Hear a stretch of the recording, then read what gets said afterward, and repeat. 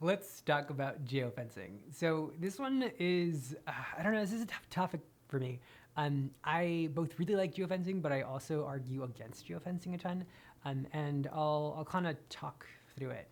Geofencing is the ability to target an area as narrow as a tenth of a mile or as wide as a mile and say, I want to reach devices in this area while they're browsing the web using apps.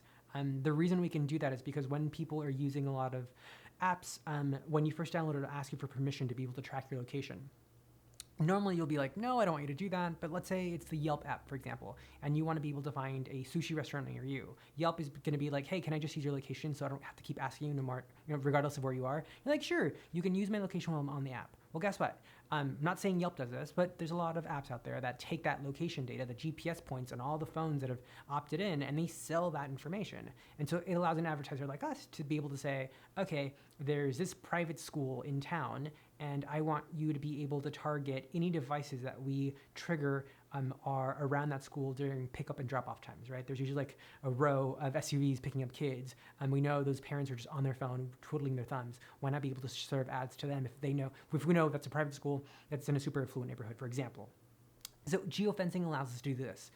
We've also seen even like the Compass brand when they're looking at really trying to hit prospects who are maybe considering going to Compass. We've seen them be able to target rival brokerages like their offices and be able to say, hey, I want people who are within 2 city blocks of this office to see our Compass ad on their phone. And so it's a really kind of cool tactic to be able to reach a really super curated audience. The reason I'm not the biggest fan is that you are paying such a premium to get in front of that audience. To me, like, I kind of make the example of a shotgun or sniper rifle. This is sniper rifle. There's a very set of, amount of people who are going to be able to target. Not everyone, right? If you are in a place that we're targeting and you're on Facebook, for example, this isn't going to catch you. You have to be on one of a few thousand web apps that are feeding us location data.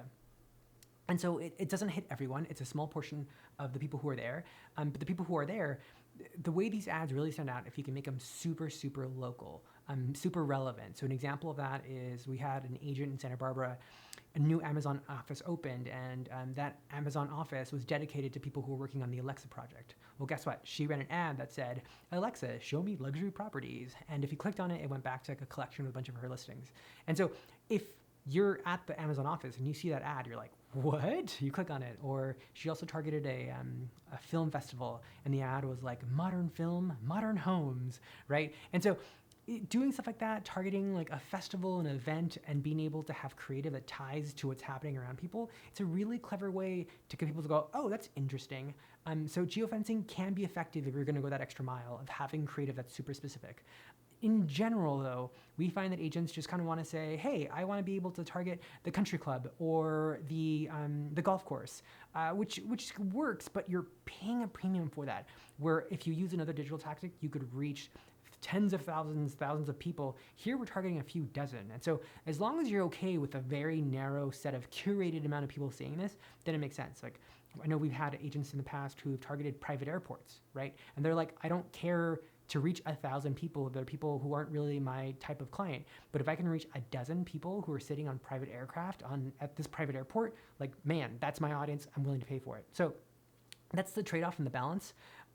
We don't have a lot of visibility into exactly how the types of devices that are seeing our ad, like I don't know who it is, I don't know what their name is, what their phone is. And so it's kind of like we kind of have to connect the dots of we're targeting the right area, the right creative, and we think that we're serving the right kind of message to get someone to engage and reach out. And so that's why it's a very high stakes kind of tactic, and which is why I feel like it's very effective but also kind of tricky to use. So as long as you know that going in, I think and you're aware of both the benefits and the drawbacks, I think you go into it eyes wide open. You can make a decision about whether or not it works. But definitely this is what I would consider more of an advanced tactic. I would not be starting your journey into digital here. This is something I've tried a lot of other things, and I'm really to kind of go that advanced level.